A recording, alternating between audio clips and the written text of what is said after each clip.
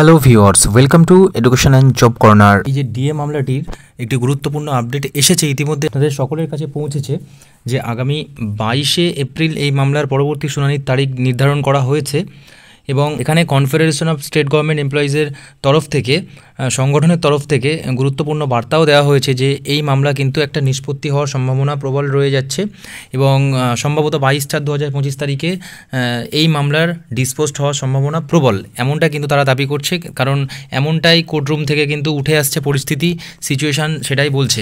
তো এখানে হয়তো বা এই মামলা যেটা 22শে এপ্রিল লিস্টেড হয়েছে সেখান থেকে গুরুত্বপূর্ণ কিছু আপডেট আসতে পারে।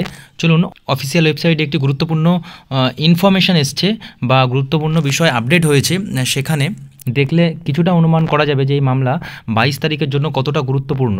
তো আমরা যদি এখানে লিস্টিং ডেটে ক্লিক করি তো সেখানে বিষয়বস্তুগুলো দেখতে পাবো। দেখুন, এখানে রিমার্কসে লেখা আছে, লক্ষ্য করুন আয়ের নিচে যে রিমার্কস লেখা আছে এখানে কিন্তু listing on date 22/4/2025 list before court or bench high up on the board.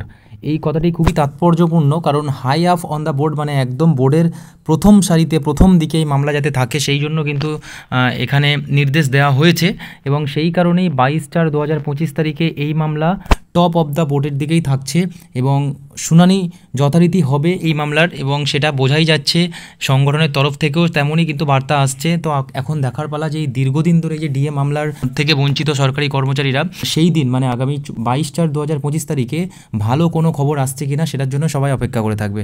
ভালো থাকুন, ধন্যবাদ।